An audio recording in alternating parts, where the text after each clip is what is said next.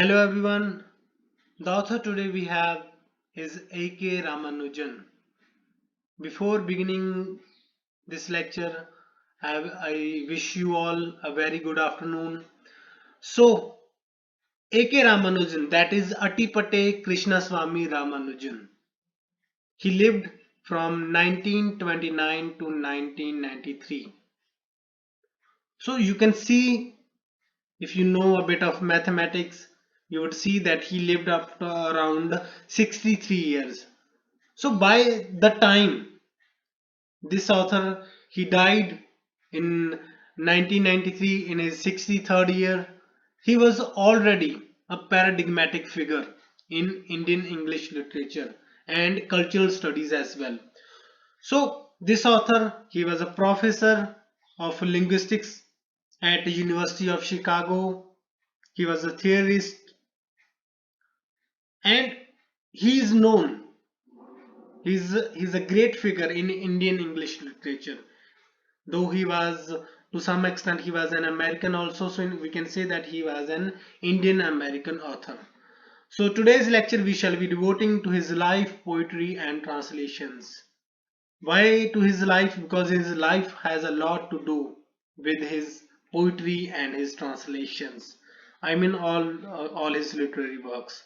So let's begin this author. So Mr. Attipate Krishnaswamy Ramanujan. He was born in Mysore in Karnataka to Mr. Krishnaswamy, who was an astronomer. So his father, who has a huge impact on his life, we shall be discussing that later on. He was an astronomer. Okay, so you can see that to some extent he got a well-read parents. He was studied at the University of Mysore. Then he completed his PhD from Indiana University, that is there in US, that means United States of America. He knew Tamil, that was his mother tongue, that was his vernacular language, Sanskrit, Kannada, Telugu, English, and a bit of Hindi as well. So Ramanujan and Solvelu, both of them, they were dear friends. A.K. Ramanujan, he was honored as he was a great figure in India also. So he was honored with Padma Shri in 1976 and he also got Sahitya Academy Award in 1999. That means he got Sahitya Academy Award after his death. He received it posthumously. Okay, so let's begin it. If we talk about Ramanujan's poems, they take their origin in a mind that is simultaneously Indian and Western.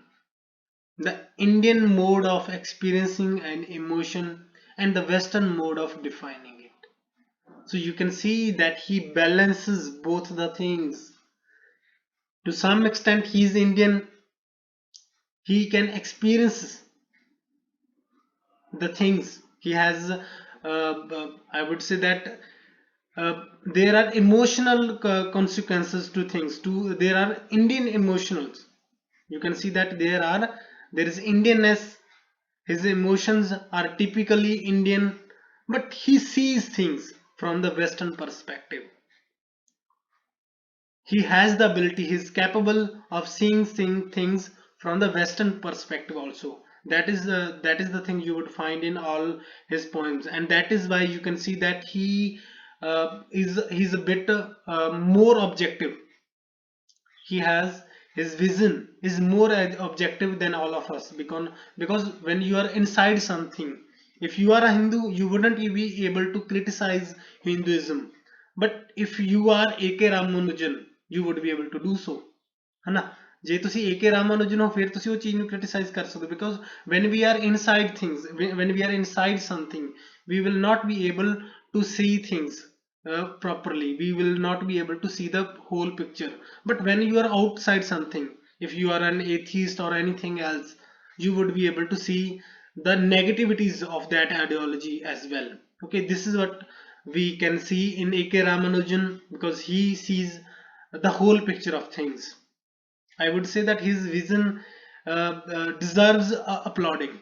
Okay, so there is a his father's impact on him.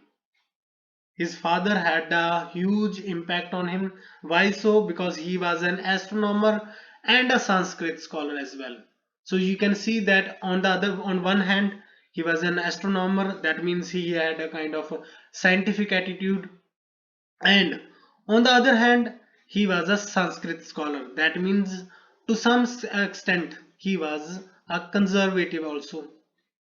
Okay, so I mean to say that he had to support both the things, because he was an astronomer and he was a Sanskrit scholar also. So being a Sanskrit scholar, that means he knew Ramayana. He also had read Mahabharata and all the Hindu Vedas. Okay, that means he was a Sanskrit scholar. So obviously he had to support both the ideas. And when AK Ramanujan, he would go to his father and he would ask him that, I mean, how does he balances both the things? He says that you make the necessary corrections. That isn't it. He says that whatever is wrong there in the Sanskrit, Sanskrit sculptures, whatever is wrong there, he is there to make necessary corrections. Okay, this is what we are all supposed to do. He says so. So you can see that there in this way there is a kind of a conservatism in his ideas. कितना कितने उन्हें दी सोच है कि वो प्राचीन है, but that thing you wouldn't find in our A.K. Ramanujan. He was the perfect example of hybridity. So when he went to his father, he says that you are a scholar, you are a scientist, and why do you read all these things? So he says that you make the necessary corrections. He also says that the Gita is part of one's hygiene, and that is why he reads it. So he read Gita, his father, he read Gita for his hygiene, to make himself a better human being. And then he says, besides, don't you know the brain has two lobes? Lobes means parts. That doesn't mean that there are actually two lobes. Lobes means the two parts. There are actually two lobes, obviously, but he meant that thing metaphorically. Okay, so his father, you must remember, you must mention, you must remember this thing, that the brain has two lobes, because this thing has a lot of significance in his life, and that is why I have put it there. Okay, ये चीज ऐसे गल करके आप इतने पाइए, because this thing it is really important. Actually, he said all that in his essay, Is There an Indian Way of Thinking, which we shall discuss later on. So the main themes in his poetry are family, love. Family means all the relationships we have, and love means the love for father, love for mother, and it can also be the love for his wife, that had its own interpretations. ਇੱਕ ਅਲੱਗ ਆਪਣੇ ਤਰੀਕੇ ਦਾ ਸੀਗਾ, ਇੱਕ ਤਰੀਕੇ ਦਾ typical love C. Despair and death, there so his poems, they are full of irony, humor, paradox, and sudden reversals.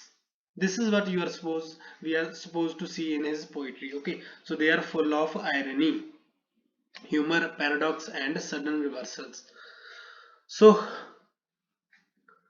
he believed, actually he got it all from his parents. He all got it during his upbringing.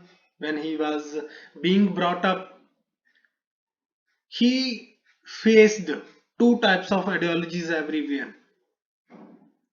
He believed that the couples having different upbringing cannot communicate properly. This is what he says in his poem, Love Poem for a Wife 1.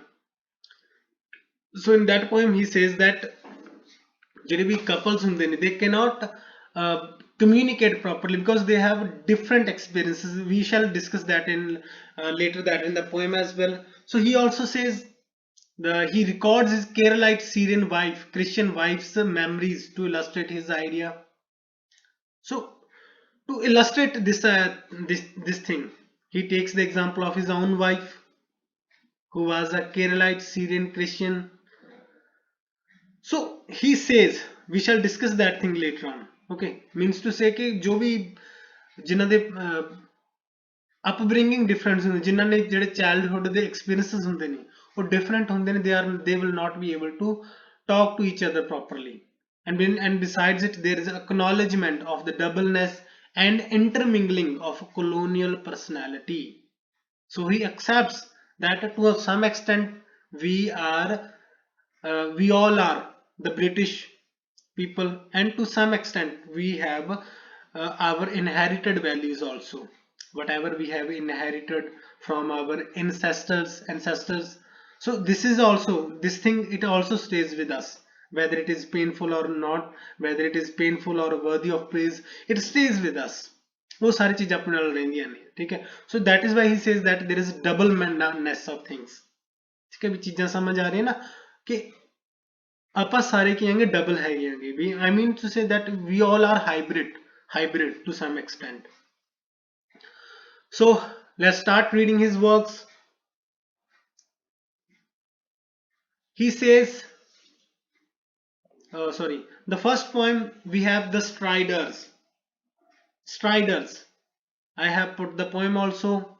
He says, uh, it is the Striders, it was a poetry collection. The work has the mastery of image and expression also. So in the poem he says that put away this dream. Dream means all the stories which we have been told, that in Ramayana Rama did this and that, in Christianity Moses did that and this and that, Jesus Christ did this and that, in Mahabharata Lord Krishna did this and that, Arjuna did this and that. So he says, I mean he doesn't say it directly, but he says that we should put away all these things and search for certain thin-stemmed, bubble-eyed water bugs. Bubble-eyed means bulging eyes, somebody who has bulging eyes. Okay, so striders की ਹੁੰਦੇ ਨੇ, striders are water insects. Striders are water insects. They sit on the water, and they are not as they are really light-weighted, but still they are not, they float, they can fly or float over the water, on the water, and besides it they can also, they are not moved away by the waves, they are not drowned by the waves. So in this sense you can see that it is a satire on prophets. How, you know, Moses, he walked on the water, he was capable of walking on the water. So similarly we have the striders, they can also walk on the waters. So he says that the gods did nothing special by walking on the water. He says, see them perch on dry capillary legs, weightless on the ripple skin of a stream. That means they are floating on the skin of a stream, on the river, of the river. No, not only prophets walk on water.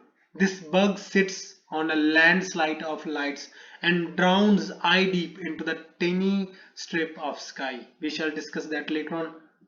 Okay, so he says that the striders, they are also capable of walking on water, just like Moses and Jesus Christ. The water bug also has supernatural powers in this sense. So he says that the gods did nothing special.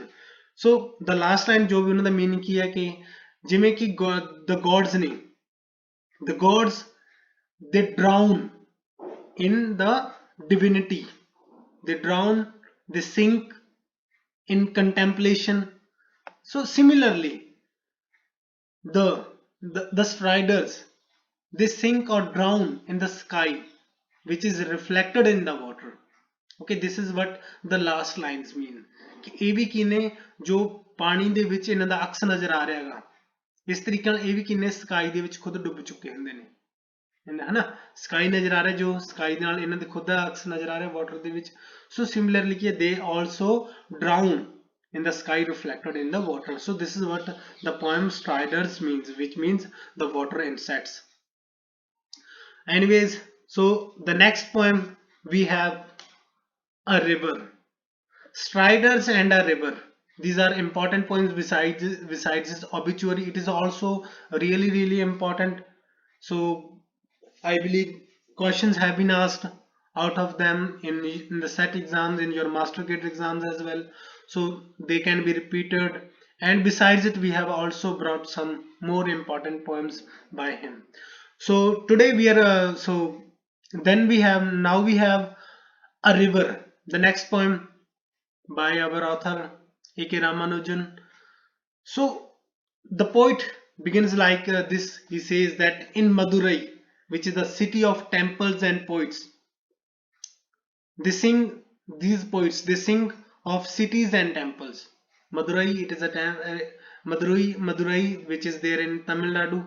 Madurai, I believe, it stands for Chennai nowadays. Okay, so it is full of temples and poets.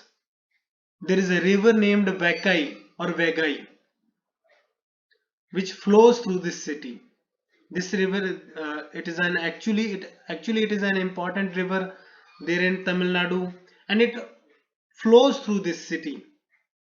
So this thing, जो ये river है,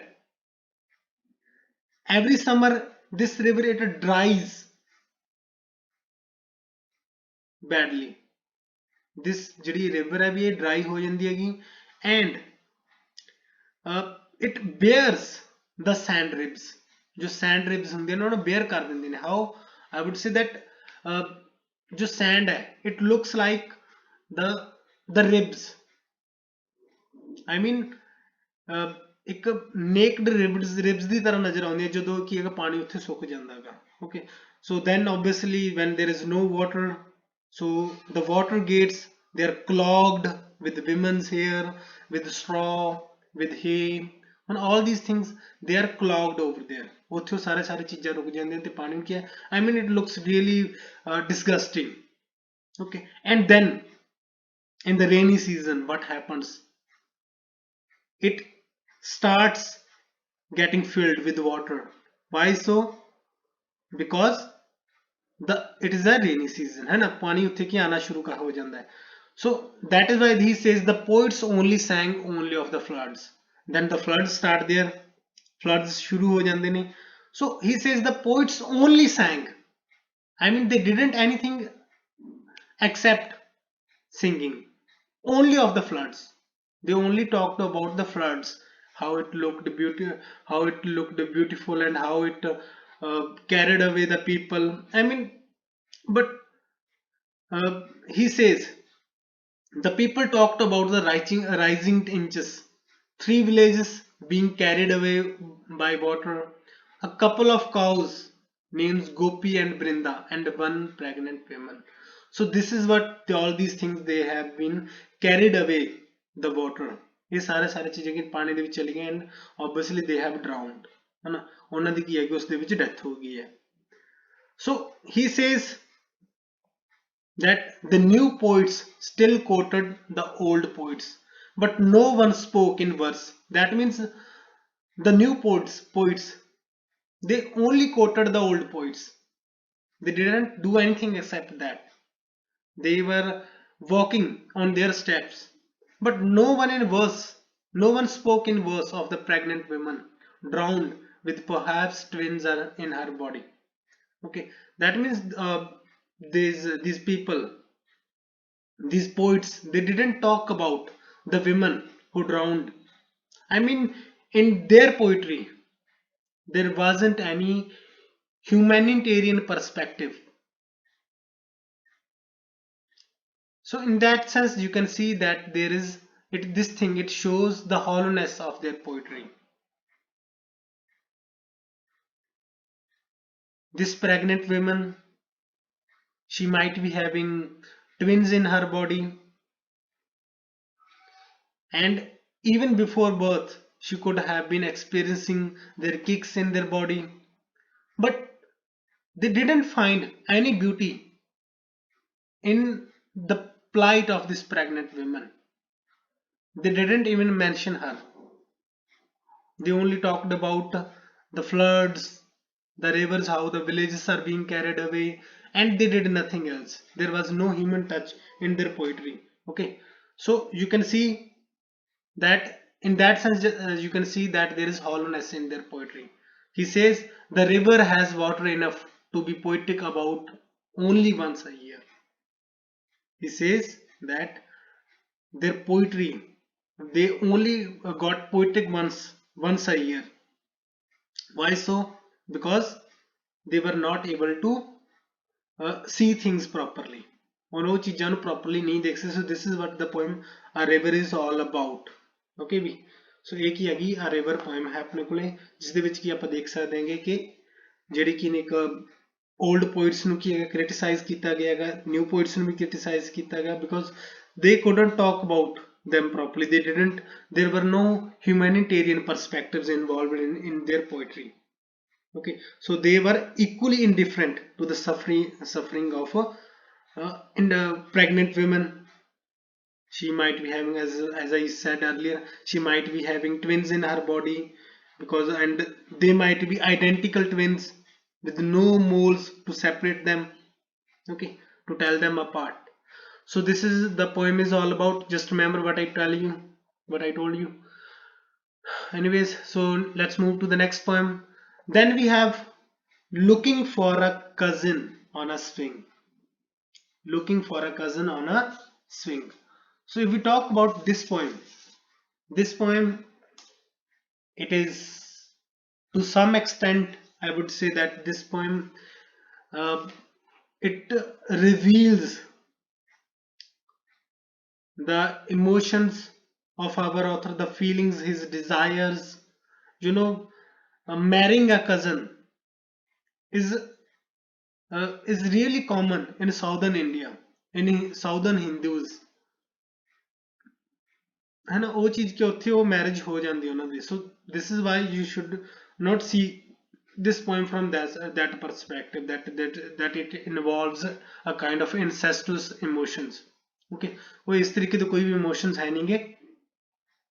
So Looking for a Cousin on a Swing, the poem is about a woman's desire to recapture her childhood crush in adult life. So the poem shows us two aspects of her life. Once, when she was only 4 or 5, she sat on a village swing with her cousin who was 7 or 8, and both of them, they were sitting on a swing, and with every lunge of the swing, she felt his body into hers. Okay, so in that sense, this brother, this, no, I would sorry for saying brother, this cousin, he became the childhood crush of hers. And now the scene moves to her adult age. She still searches for that thing, that very emotion in the city. She tries to search him in other people in the city, and still she also tries to be confidential about it. She also tries to to keep it a secret. As the poet says, now she looks for the swing in cities with 15 suburbs and tries to be innocent about it. Okay, so this is what the poem is about, Looking for a Cousin on a Swing, ਜਿਸ ਦੇ ਵਿੱਚ ਕੀ ਨੇ ਦੋ ਕੀ ਨੇ ਆਪਣੇ ਕੋਲੇ time period show ਕੀਤੇ ਗਏ ਨੇ ਜਦੋਂ 4 ਜਾਂ 5 ਦੀ ਸੀ ਲੜਕੀ, and then she became an adult and she started seeing for her cousin in other people. Okay, so because we can ਇੱਕ ਇਹ ਚੀਜ਼ ਵੀ ਹੁੰਦੀ ਹੈ ਨਾ ਕਿ we all trust someone, so that same trust she tries to search in others. So then the next poem we have Relations, which was published in 1971. It is a poetry collection, and in that poem we have a relations poem. This poem, it is about human relations. ये poem के भी human relations दे बारे है. Though they can be painful at times, but still we cannot escape them. Human relationships are of multiple types. The relationships we have, our mothers, our our father, and our cousins, our beloved wives, and besides it, the relations which we have with our own body, with our own inheritance, with our own ancestors. Okay, these are also relations. So सारे सारे relations ਦੀ interpretations नहीं ਇਸ ਮੈਂ ਜਾਣਬੁੱਝ ਕੇ ਦੱਸਿਆ ਤੁਹਾਨੂੰ ਕਿਉਂਕਿ ਇਸ poem ਨੂੰ ਇਸ ਇਹਨਾਂ works ਨੂੰ ਸਮਝਣ ਦੇ ਲਈ ਉਹਨਾਂ ਚੀਜ਼ਾਂ ਦੀ ਲੋੜ ਪੈ ਸਕਦੀ ਹੈ ਨਾ. So in this poem the poet he mentions the killing of a deer. He says that like a hunted deer, in the poem he mentions about a deer who has been hunted, and she and the deer is fluttering on the salt land. The deer is alone, and the deer is fluttering. She is crying in pain on the desolate road, desolate salt lands. जिथे कि कुछ भी नहीं है.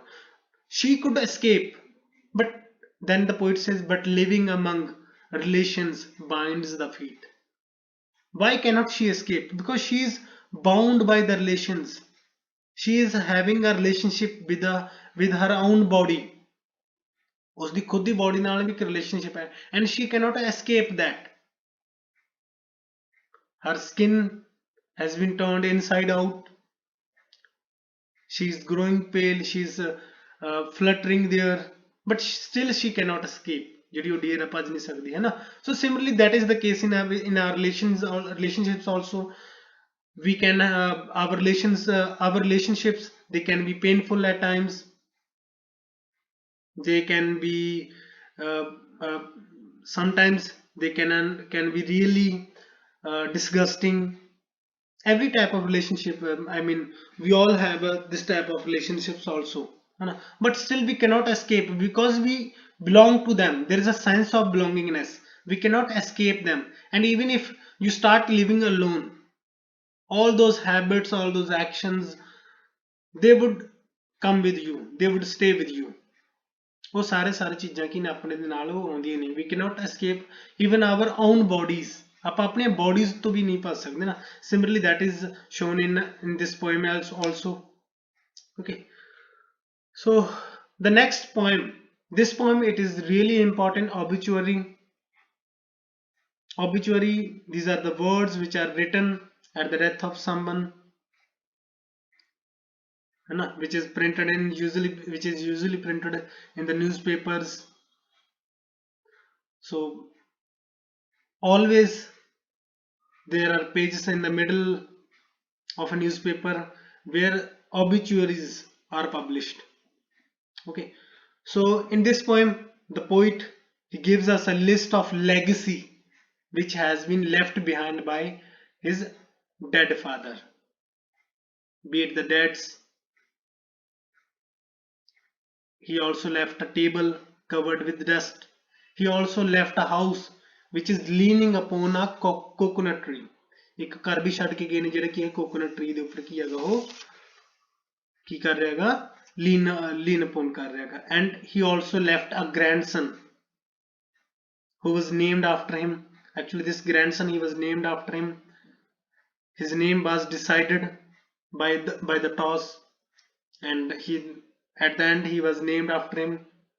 Okay, so this grandson here is always urinating in his bed. So by now you might have understood that this person, the poet or the speaker of the poem, he is unsentimental. He is not emotionally attached to the person who has died. Obviously that is his father, and he is not emotionally attached. He is not seeing the things from the emotional perspective. His words are not conditioned by the emotional approach. Being, he says, for his own father, he says, being the burning type. That means he was a Hindu, obviously. So that is why he belonged to the burning type. Sikhs and Hindus, and both of them, they burn the corpses. और वो dead bodies में की करते हैं, burn करते हैं, and rest of them they bury them. Okay, so being the burning type, he burned properly. It also might have multiple interpretations. Is there ਹੋਰ भी interpretations हो सकते हैं, like you know, uh, it also means that his father was a short-tempered man. It can also mean so. So he says that he, being the burning type, he burnt properly. His father, he also then he says that his father never I mean ਕਿ ਉਸਦੀ ਜੋ father ਸੀ ਉਸਦੀ life ਦੇ ਵਿੱਚ ਕੋਈ ਵੀ ਚੀਜ਼ਾਂ ਕੀ easily ਨਹੀਂ ਹੋਈਆਂ ਸੀਗੀਆਂ. His father never had an easy approach in his life. He had a cesarean birth. That means he even didn't have a normal birth, and then he dies of heart attack in the market, in the fruit market. Okay, so that is also not normal. That is also abnormal. Being, I mean, he didn't die a normal death. He didn't die a natural death. Okay, so he's besides it, ਇਸ ਤੋਂ ਇਲਾਵਾ ਹੋਰ ਬਹੁਤ ਸਾਰੀ ਚੀਜ਼ਾਂ ਉਹ ਦੱਸਦੇ ਨੇ ਕਿ ਜੋ ਫਾਦਰ ਦੇ ਉਹਨਾਂ ਚੀਜ਼ਾਂ ਉਹ ਛੱਡ ਕੇ ਗਏ ਨੇ. He says that he suffered a lot. He was really angry in his lifetime. He would his response to things was not so normal. So then the poet says that his eyes, they were left unburnt at the funeral pyre. जो भी funeral से जो eyes थी वो नहीं burn हो चुके थे, because he has, so the poet says that he had nothing else to give to us. ठीक है, so that is why he gave his children the legacy of his own eyes. ठीक है, जो eyes ਦੀ ਉਹਨਾਂ ਦੀ legacy ਸੀ ਉਹ ਉਹਨਾਂ ਨੇ ਕਿਸੇ ਦੇ ਦਿੱਤੀ ਸੀਗੀ.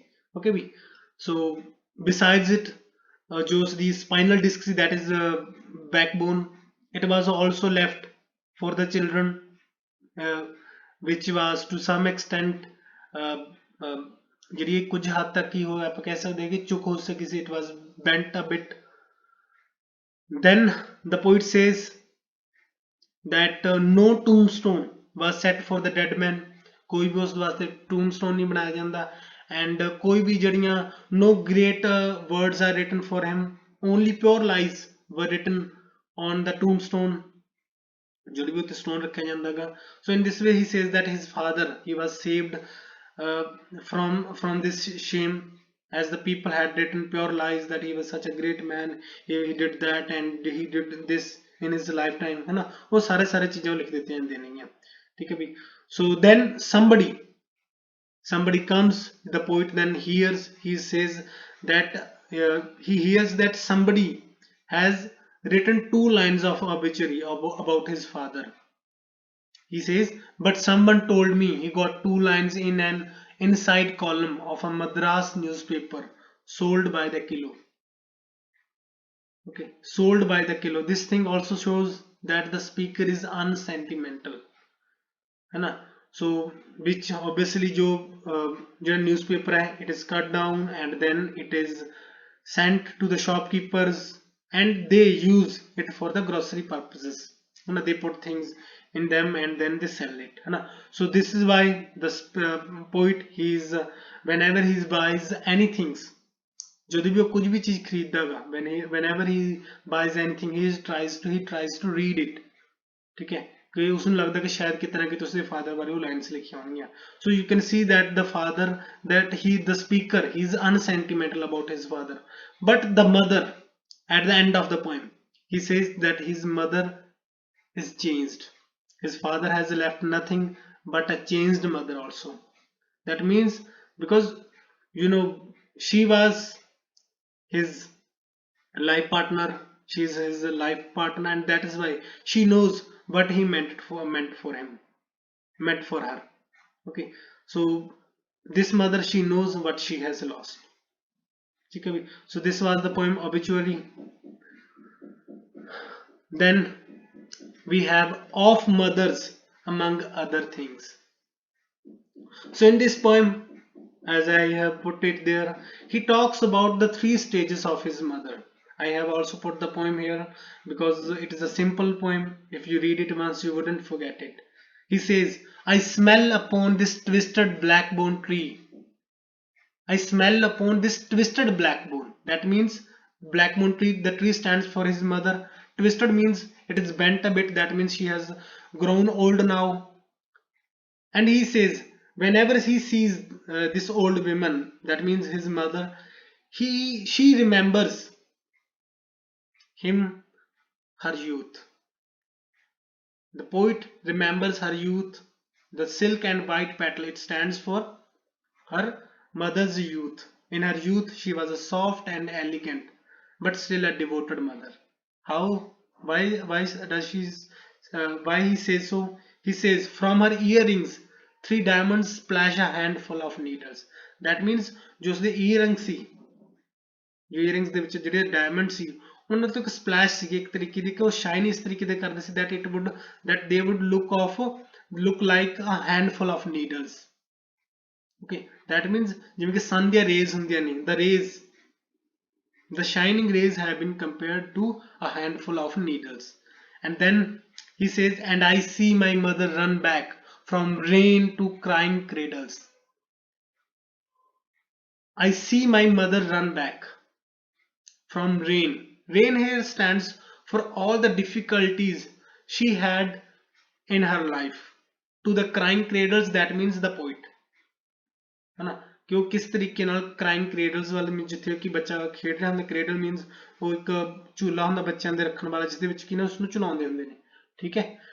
ਸੋ ਉਸ ਦੇ ਵਿੱਚ ਜਦੋਂ ਵੀ ਉਸਦੀ ਆਵਾਜ਼ ਆਉਂਦੀ ਸੀ, ਕ੍ਰਾਈਂਗ ਕ੍ਰੇਡਲ ਦੀ ਕੋਈ ਵੀ ਆਵਾਜ਼ ਆਉਂਦੀ ਸੀ ਉਸਦੀ ਬੱਚੇ ਦੇ ਰੋਣ ਦੀ, ਓਬਵੀਅਸਲੀ ਪੋਇਟ ਸੀ, ठीक है। तो she would come there, and rain stands for her hardships which she had in her life.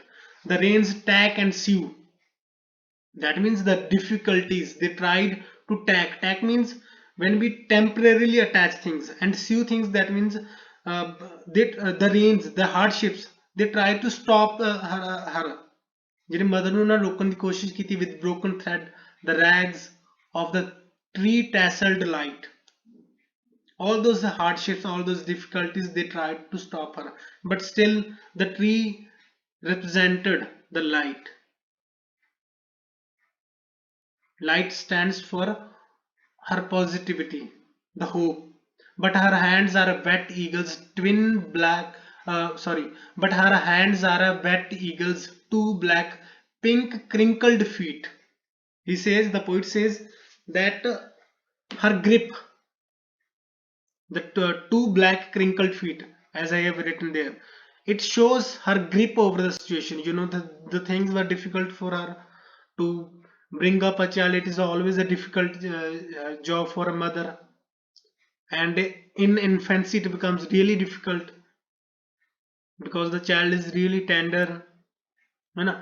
So the 2 black crinkled feet, it shows her grip over the situation in middle age, when uh, the child, she was upbringing the children.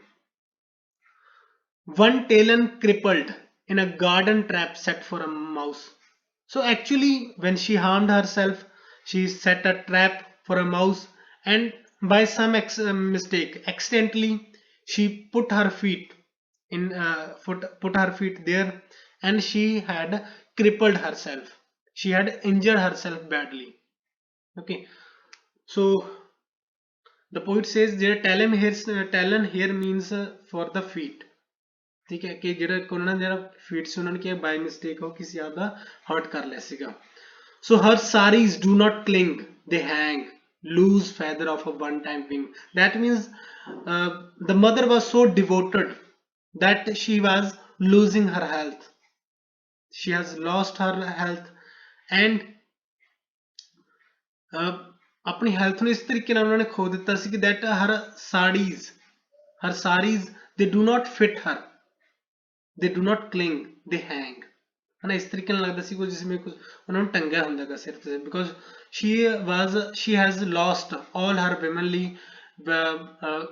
features. ਜੋ ਵੀ ਇੱਕ women ਦੇ features ਹੁੰਦੇ ਨੇ ਉਹ ਸਾਰੇ ਉਹਨਾਂ ਦੀ body ਚੋਂ ਚਲੀਆਂ ਗਈਆਂ ਸੀਗੀਆਂ ਉਹ ਸਾਰੇ ਚੀਜ਼ਾਂ। And in the beginning, as we were told, the silk and white, that means she was really elegant and soft, she was a really beautiful woman and in her youth, but now she has lost everything, है ना। So you can see, then the poet says, my cold parchment tongue licks bark in the mouth when I see her four still sensible fingers slowly flex to pick a grain of rice from the kitchen floor. The poet says, my cold parchment tongue. It stands for poet's indifference towards her in her old age. When she became old, the poet sometimes, we all of us we do, है ना? We all have, all of us, all of us we have done this. That we sometimes we talk in anger, we say harsh words to our own mothers, and then we also feel, then we are also guilt ridden for that. We also feel, I would say, we also regret that thing, है ना? Being harsh to our own mothers. But the mothers know, the mothers are really sensible, and they keep on working for to give their children a better future. Because the mother, she cannot bear when her child is in pain. Okay, so they keep on making our lives better. So that is why the poet nowadays, he's in, ਉਹਨਾਂ ਦਿਨਾਂ ਵਿੱਚ ਉਹ ਕਿਸੇ ਉਸਦੇ ਉੱਪਰ ਗੁੱਸਾ ਕਰਦੇ, but ਉਹ ਚੀਜ਼ ਨੂੰ ਉਹ ਕੀ ਕਰਦੇ ਨੇ, ਉਸ ਨੂੰ ਰੀਗਰੈਟ ਵੀ ਕਰਦੇ ਨੇ. Okay, so this was the poem of mothers among other things. It is included in the syllabus of several universities, so you can study this poem also. Okay, just remember the information which I gave to you. Then we have love poem for a wife one. So if we talk about this poem, it is an account of speaker's married life. The poem has I think 7 or 8 stanzas. 7 or 8 stanzas ਹੈਗੇ ਨੇ ਵੀ poem ਦੇ ਵਿੱਚ. So in this poem, the speaker, he gives us us an account of his married life. He says, really, what keeps us apart at the end of years is unshared childhood. He says that our childhood is unshared. She doesn't know my father because she hasn't seen my father in his young age. She doesn't know what my father was in his young age, in his youth. And I do not know her father. I haven't seen her as a child, and she has not seen as a child. She has not seen me as a child. So the speaker, the poet, says that this is the thing. This is the reason we have conflicts in our lives, because the childhood, it affects everyone's life. The childhood, you can, if you have read Sigmund Freud as well, जो किसी को Jung ले लो या तो Sigmund Freud ले लो, all of them, they say that how a person behaves, it is highly impacted. Every person's actions are really impacted by his childhood. All of our lives are affected by our childhood. If you have a traumatic childhood, you are supposed to live a life which is full of sorrow. You wouldn't be able to take hard decisions, है ना? You wouldn't be able to be so confident about things. ये चीज होती है. So similarly poet वो कह रहे ने. So his wife, and she was a Keralite Syrian Christian woman. So that is why they have problems. Then there is midnight in the next stanza. There is midnight gossip at cousins reunion, as they had met after several months, and that is why they are talking to each other. They are enjoying each other's company. They are gossiping about each other's childhood. They are drinking brandy. They are having almonds and rest of the dry fruits. They are enjoying each other's company, and then they start discussing the childhood of each other. And the wife of poet, she is really interested in knowing the childhood of her husband. Why so? Because ਇੱਕ ਤਰੀਕੇ ਨਾਲ ਉਸ ਨੂੰ ਉਸਦੇ ਉੱਪਰ tag ਲਗਾਉਣਾ ਚਾਹੁੰਦੀ ਹੈਗੀ. ਕਿਸ ਤਰੀਕੇ ਦਾ? Because that whatever you have become because of a good fate. If you hadn't got this thing, if you hadn't got this good faith, you wouldn't be able to do so much in life. She also says that you could have done everything, you could have achieved everything in your life, because you are you what are you? He says that you could have achieved anything in your life because you had got such a good faith, you had got such a rich parents, and that is why, I mean, you had got such a type of uh, I would say freedom. Okay. And they also talk about the poet.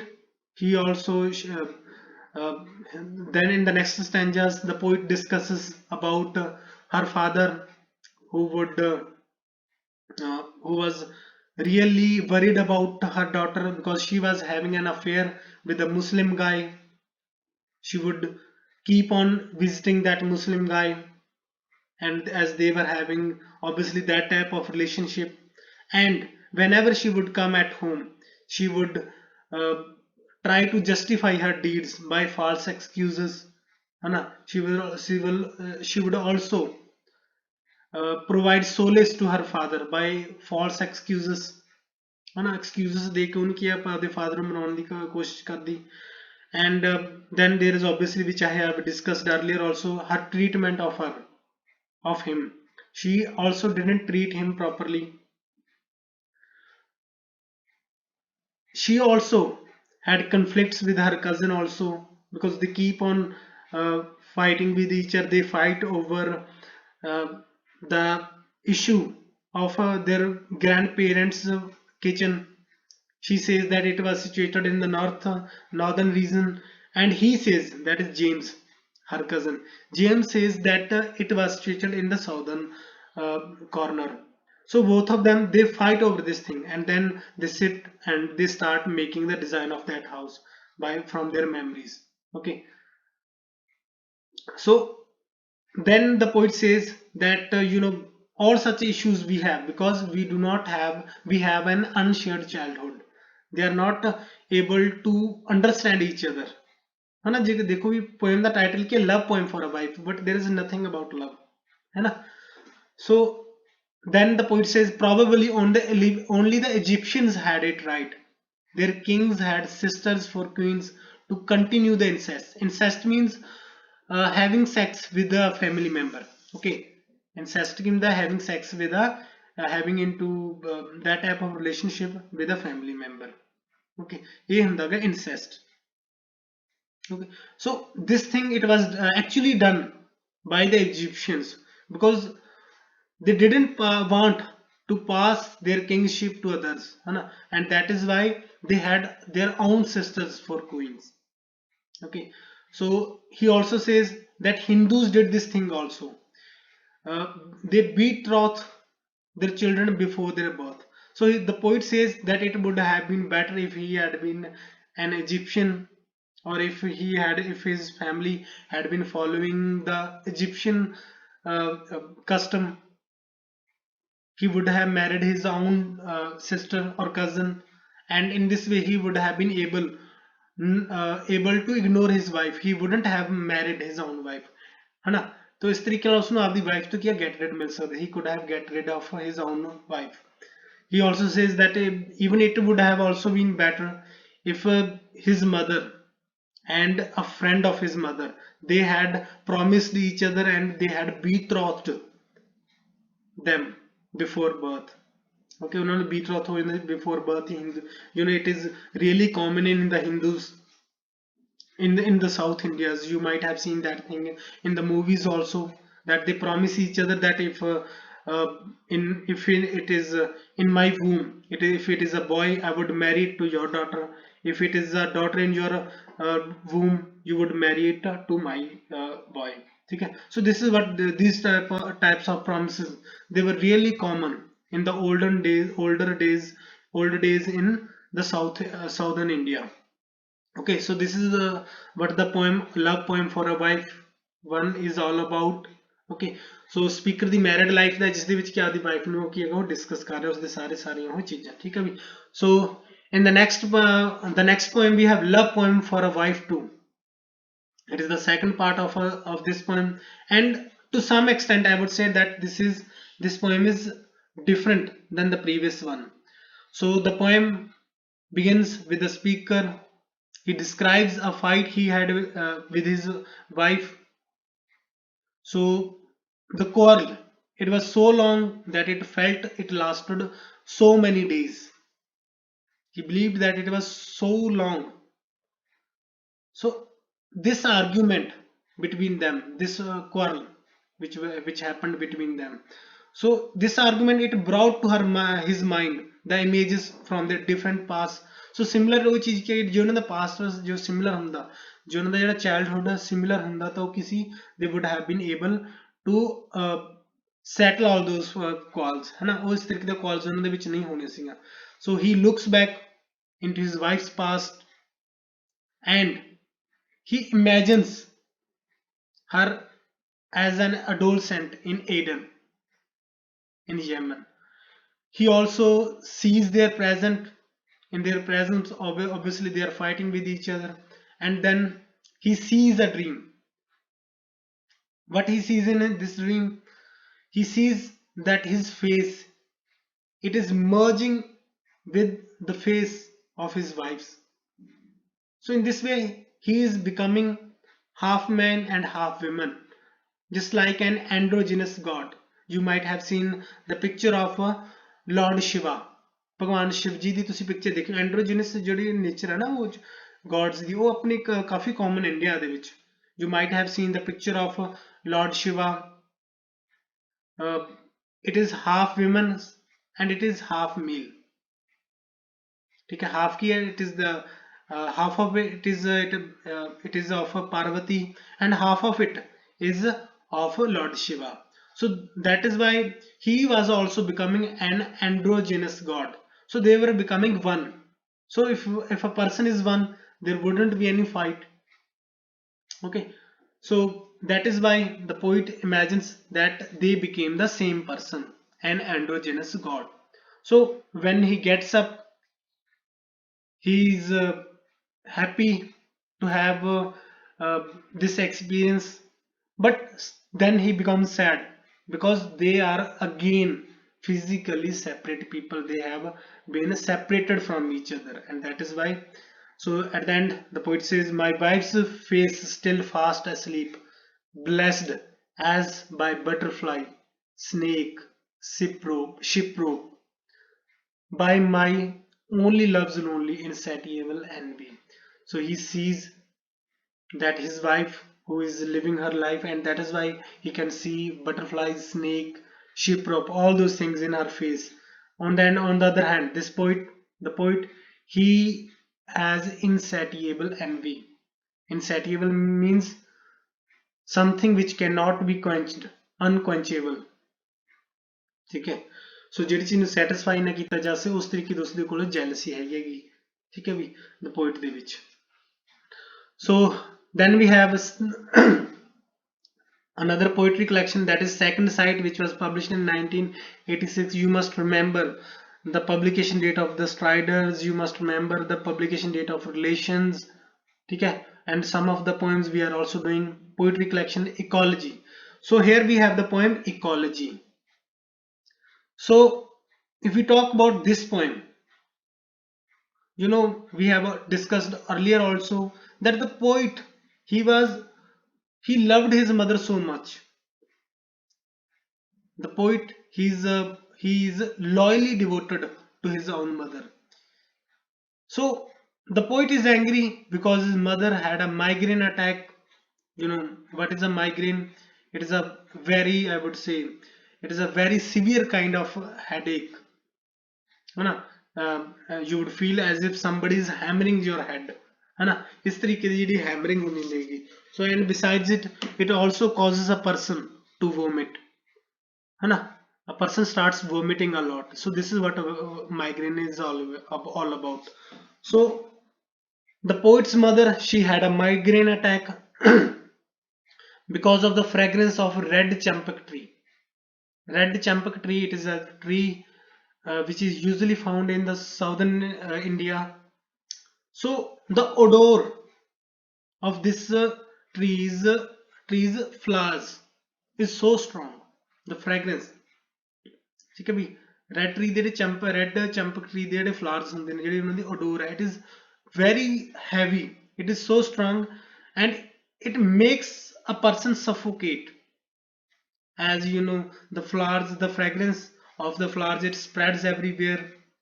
Okay, and even the doors of the speaker's house, they cannot stop this. They cannot prevent the strong smell of this tree's flowers. Okay, so this thing, it caused poet's mother a migraine attack. So as his mother was suffering, so that is why this poet, he decides to cut down the tree.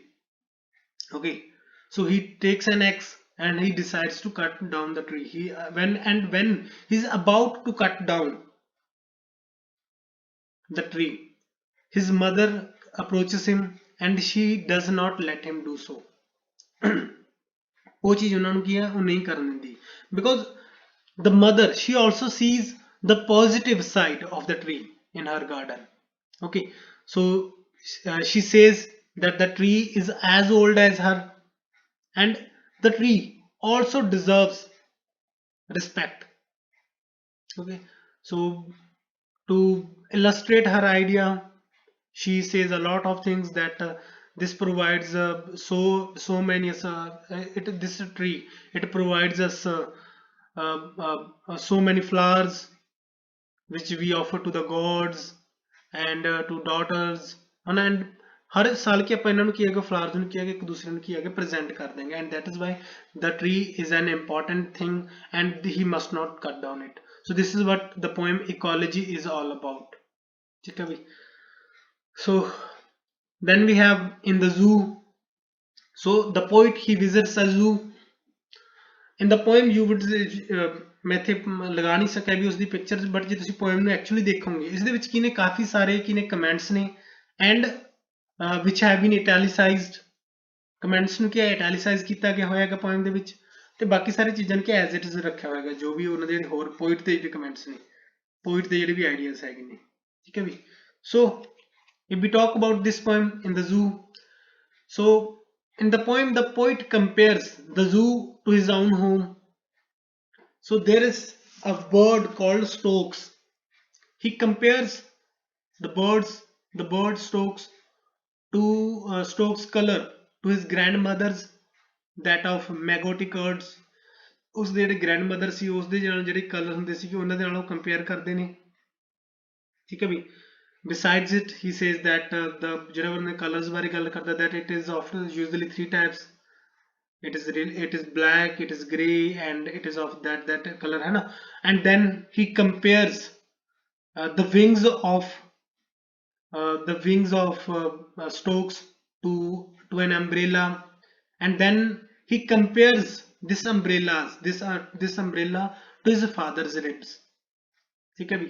ਜਿਹੜੇ wings ਨੇ ਪੰਛੀ ਦੇ, ਉਹਨਾਂ ਨੂੰ ਕਿਸ ਦੇ ਨਾਲ compare ਕਰਦਾ ਉਹ, ਆਪਦੇ ਅੰਬ੍ਰੇਲਾ ਦੇ ਨਾਲ, because umbrella ਕੀ ਕਰਦੇ, it provides a person shelter from the rain. So rain is shown as the hardships.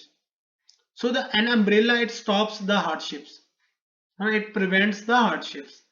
So similarly the father's ribs, the father, he also stops the hardships in somebody's life. He also prevents and he also takes care of his children. So similarly ਜਿਹੜੇ bird ਦੇ ਜਿਹੜੇ stokes ਦੇ ਜਿਹੜੇ wings ਨੇ, they also prevent the bird from rains, and they also prevent the children of stokes from all types of hardships, है ना. इस similarly वो चीज़ तिन्नों ਦੇ ਵਿੱਚ ਹੈਗੀ ਹੈਗੀ, be it an umbrella, be it father's ribs, and be it the wings of stokes, है ना. Similar तीनों चीज़ें की नहीं. So he says, then the poet says that three of the ribs of his fathers were broken by his children, as he had three children. So all of them, they took one rib each, and they did sword fighting with each other. Okay, and the remaining, they were broken by the last year's winds. That means strong winds, that means his last stage, you know, he was struggling in his last days also, and that is why this is what these lines represent. ठीक है भी कि last दिनों 'ਚ ਉਹ ਸਫਰ ਕਰ ਰਹੇ ਸੀ, ਤੇ ਉਹਨਾਂ ਦਿਨਾਂ ਦੇ ਵਿੱਚ ਜਿਹੜੇ ਬਾਕੀ ਦੇ ਰਿਬਸ ਚਲੀ ਗਈਆਂ ਸੀ ਉਹਨਾਂ ਦੀਆਂ, and that is why obviously an umbrella is no longer an umbrella. ਠੀਕ ਹੈ, ਅੰਬ੍ਰੇਲਾ ਕੀ ਹੁਣ ਅੰਬ੍ਰੇਲਾ ਨਹੀਂ ਰਹਿ ਗਈ ਸੀ ਕਿਉਂਕਿ ਉਸਦੇ ਜਿਹੜੇ ਵਿੰਗਸ ਰਿਬਸ ਸੀ ਸਾਰੀਆਂ ਉਹ ਚਲੀ ਗਈਆਂ ਸੀਗੀਆਂ। So then the poet also remembers ਕਿਤਨੇ ਕਿਤੇ ਪੋਇਮ ਦੇ ਵਿੱਚ ਸਟਰੀਮ ਆਫ ਕੌਨਸ਼ੀਅਸਨੈਸ ਟੈਕਨੀਕ ਹੈਗੀ ਇਹਨਾਂ ਦੀ ਪੋਇਟਰੀ ਦੇ ਵਿੱਚ। ਤੁਹਾਨੂੰ ਇਹ ਜੇ ਤੁਸੀਂ ਐਗਜ਼ੈਕਟ ਪੋਇਮਸ ਰੀਡ ਕਰੋ, ਕਿਉਂਕਿ ਪਿਛਲੇ ਕਈ ਦਿਨਾਂ ਤੋਂ ਮੈਂ ਇਹਨਾਂ ਦੇ ਪੋਇਮਸ ਨੂੰ ਦੁਬਾਰਾ ਰੀਡ ਕਰ ਰਿਹਾ ਸੀਗਾ, ਉਹ ਚੀਜ਼ ਮੈਂ ਫੀਲ ਕੀਤੀ that there is a kind of stream of consciousness in his poetry and that is why suddenly ਉਹਨਾਂ ਦੇ ਮਾਈਂਡ ਦੇ ਵਿੱਚ ਆਈਡੀਆ ਹੁੰਦਾ ਹੈਗਾ when the rainstorm, when it was raining heavily and his mother was ill and his father he had to mop. ठीक है, during that rains है ना. So he says the rainstorm leaked through the roof and the mother was ill and he had to mop, and he removed all the water which had come in their house. Okay, so this was the poem in the zoo. There is nothing about the zoo, but the poet compares the zoo to his own home, to his own life. Remember the bird name Stokes. Then we have Samskara, a rite for a dead man. So ਜਿਵੇਂ ਕਿ ਆਪਣੇ ਹੁੰਦਾ ਵੀ ਜਦੋਂ ਕਿਸੇ ਦਾ ਵੀ ਆਪਾਂ ਅੰਤਿਮ ਸੰਸਕਾਰ ਕਰਦੇ ਉਸ ਨੂੰ ਆਪਾਂ ਸੰਸਕਾਰ ਸ਼ਬਦ ਯੂਜ਼ ਕਰਦੇ ਹਾਂ ਨਾ। ਸੋ ਸਿਮਿਲਰਲੀ ਇੱਥੇ ਕੀ ਹੈਗਾ, ਸੰਸਕਾਰ ਵਰਡ ਹੈਗਾ ਯੂ نو ਕਿ it is a translation of U R Anantha Murthy's Kannada novel. Anantha Murthy ਦਾ ਜਿਹੜਾ ਵੀ ਇੱਕ ਨੋਵਲ ਹੈ ਵੀ ਕੰਨੜ ਨੋਵਲ ਹੈ, ਉਸ ਦੀ ਕੀ ਹੈਗੀ ਟ੍ਰਾਂਸਲੇਸ਼ਨ ਹੈ ਸੰਸਕਾਰਾ, which means a rite for a dead man. Okay, so the title means a ritual, a Hindu ritual or a Sikh ritual also na. So being a Sikh we also know that it is there in Sikhism also. ठीक है भी. So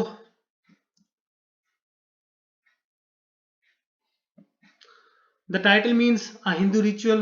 The novel is set in the village called Durvaspura, where the majority of Madhavas, a sect of Brahmins, reside. So there is a village called Durvaspura, and majority of people are there who are living there are Madhavas, who is a sect of Brahmins.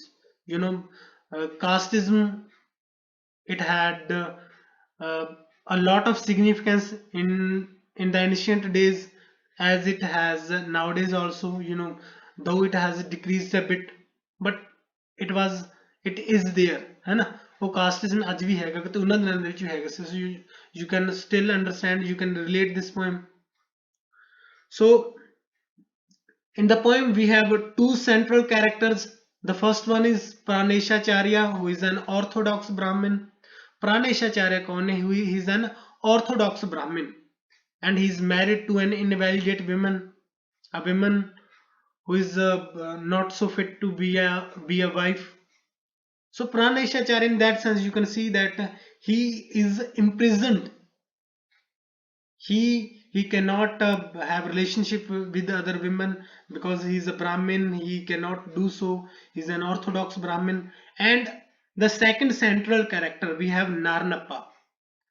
He is an atheist Brahmin. So you can see that Praneshacharya, he stands for the orthodoxies we all have in our minds, and Narnappa, he stands for all the ideas which are novel, which are new and novel है ना, ਜਿਹੜੇ ਕਿ novel ideas ਨੇ ਉਹਨਾਂ ਦੇ ਲਈ stand ਕਰਦਾ ਹੈ ਨਾਰਨੱਪਾ. He is an atheist Brahmin who eats non-veg and he also has a relationship with a prostitute Chandri. ਚੰਦਰੀ ਨਾਂ ਦੀ ਇੱਕ prostitute ਹੈ, ਉਸ ਦੇ ਨਾਲ ਉਸ ਦੀ ਕੀ ਹੈਗੀ relationship ਹੈ ਨਾਰਨੱਪਾ ਦੀ. So you can see that Narnappa, he lives the moment. He's a fun-loving man and he enjoys his life. And on the other hand, we have Praneshacharya, who is an orthodox Brahmin. So both of them, they are suffering. How do they suffer? I will tell you. है ना? Both of them, they have to suffer. So Narnappa, as I told you, that he is a mischievous fellow. He eats fish from the village temple, as I told you earlier that he eats non-veg. So he eats fish from the village temple, and that is why he is excommunicated by the whole village. Okay, so obviously there was revolt in the village when he ate this, and then he catches fever and he dies of that fever. So because of uh, uh, as everyone is afraid of being excommunicated, nobody wants to be excommunicated, कोई भी Brahmins the caste तो बाहर नहीं जाना चाहता. So obviously if a Brahmin he would touch an excommunicated Brahmin, okay, he would also get excommunicated, and that is why nobody comes to cremate him. But then Chandri comes because he was having a relationship with Chandri. Chandri, she is a beautiful woman. And as I told you earlier that Narnapa, he was a rebellious person. So that is why he had a relationship with this prostitute Chandri, who is a beautiful woman. Prostitute ਨਾਲ ਉਸਦੀ relationship है. So Chandri, she comes to cremate him. So that is why she takes his body to that village temple. So then Praneshacharya, he also visits the temple, and while coming back he sees Chandri. He stops there for a moment, and the beauty of Chandri. Chandri, she has, I would say, she is an alluring woman, and her infatuating beauty, it also lures Praneshacharya. So Praneshacharya is also lured by her beauty, and he ends up having sex with her. Obviously, Praneshacharya, as I told you earlier, that he is an orthodox Brahmin. All this happened because he had married an invalid woman. So he suffers because of his orthodoxy, and ਜਿਹੜੇ ਆਪਣੇ ਦੂਸਰੇ ਸੀ Narappa, he suffered because of his rebellious nature. So ਜਿਹੜਾ ਕਿਤੇ ਨਾ ਕਿਤੇ ਜਿਹੜਾ work ਹੈ conflict show ਕਰਦਾ ਦੋਨਾਂ ਚੀਜ਼ਾਂ, ਦੋਨੋਂ ਥਾਟਸ ਦਾ, ਰਿਬੈਲੀਅਸਨੈਸ ਦਾ ਤੇ ਦੂਸਰੇ ਸਾਈਡ ਕੀ ਹੈਗੀ ਜਿਹੜੀ ਆਰਥੋਡਾਕਸੀ ਹੈਗੀ. ਠੀਕ ਹੈ ਵੀ. So Praneshacharya, obviously he has ended up having sex with Chandri, so that is why he is guilt ridden, and that is why he leaves the village. But after some days, after a few days, he comes back into the village, and he confesses his guilt in front of the whole village, so that he wouldn't be excommunicated. So that was the work Samskara. This is an important work, and you must remember it. You must remember the characters also, you must remember the publication date also, and from which work it has been translated. So it has been translated from U.R. Anantha Murthy's Kannada novel. Okay, so then we have Hymns for the Drowning of Shiva, which was published in 1981. So these hymns, they have been translated from Tamil. They were written by 12 Vaishnavas. Then the poet says, "Is there an Indian way of thinking?" which was published in 1990. So this is his most important essay. It is an essay in prose. He discusses the concept of hybridity in everything. Obviously hybridity is everywhere. Why so? As I told you earlier in the beginning of the lecture, that his father had a huge impact on his life. He was an astronomer also, and he was a Sanskrit scholar also. So as he says, the Gita is part of one's hygiene. Besides, don't you know, the brain has two lobes, isn't it? कि brain ਦੇ ਜਿਹੜੇ two lobes ਨੇ ਉਹਨਾਂ ਨੂੰ ਕੀ ਅਗਰ that in one place he keeps his scientific attitude, and in the other part he keeps his religious ideas. है ना भी. तो ਉਹ ਕੀ ਨੇ, ਉਹ ਦੋਨੋਂ ਚੀਜ਼ਾਂ ਨੂੰ ਕੀ ਉਹ ਦੋਨੋਂ ਮਾਈਂਡਸ ਦੇ ਦੋਨੋਂ ਪਾਰਟਸ ਦੇ ਵਿੱਚ ਉਹ ਰੱਖਦੇ ਨੇ. Okay, so besides it, there are several other things. He also tells that as he had two separate compartments in his mind. So sometimes things become really complex for us, for everyone. Poet ਨੂੰ ਵੀ ਨਹੀਂ ਪਤਾ ਲੱਗਦਾ ਕਿ ਕਿਹੜਾ idea ਕੀ ਕਿਹੜੀ ਚੀਜ਼ ਨੂੰ belong ਕਰਦਾ ਹੈਗਾ. If he is doing some activity, he doesn't know he is affected by which lobe. ठीक है, the प्रोडक्शन पॉइंट ਕਿਹੜਾ ਲੋਬ ਹੈ ਉਸ ਦਾ ਜਿਹੜੇ ਵੀ ਕੋਈ ਵੀ ਉਹ ਐਕਟੀਵਿਟੀ ਕਰ ਰਿਹਾ ਹੈ so that is why he says ਕਿ ਉਹ ਉਸ ਨੂੰ ਪਤਾ ਨਹੀਂ ਖੁਦ ਨੂੰ ਕਿ ਵਟ ਕਮਸ ਫਰੋਮ ਵੇਅਰ ਠੀਕ ਹੈ ਪੋਇਟ ਨੂੰ ਖੁਦ ਨੂੰ ਨਹੀਂ ਪਤਾ ਕਿ ਉਹ ਕਿਹੜੇ ਆਈਡੀਆਜ਼ ਉਸਦੇ ਲਈ ਉਸਦੇ ਮਾਈਂਡ ਦੇ ਵਿੱਚ ਕਿੱਥੋਂ ਆ ਰਹੇ ਹਨ and that is why he discusses the concept of hybridity okay so hybridity it is there in everything be it the physical articles or be it the mind okay हर जगह ਦੇ ਵਿੱਚ ਕੀ ਹੈ ਕਿ there is hybridity so that is why the poet says is there an Indian way of thinking because there is no Indian way of thinking the Indian way of thinking it is conditioned by the Sanskrit it is conditioned by the Vedas it is conditioned it is affected by the British ideas it is also affected by the Mughals it has been affected by the Muslims so I mean the Indian way of thinking it has involved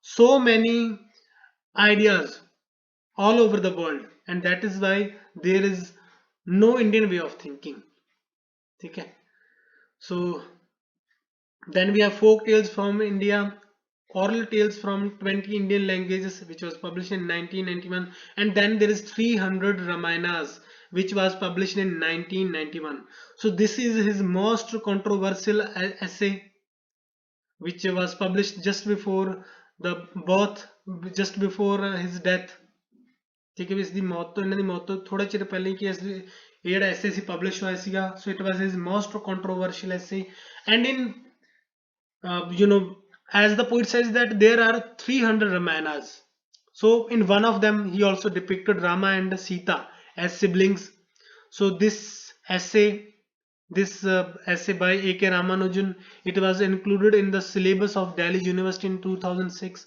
and because of that a group of students they say they in a sense I would say that they went against this essay its inclusion in the syllabus ठीक है भी उस दे inclusion दे against ਜਾਂਦੇ ਨੇ they went to the court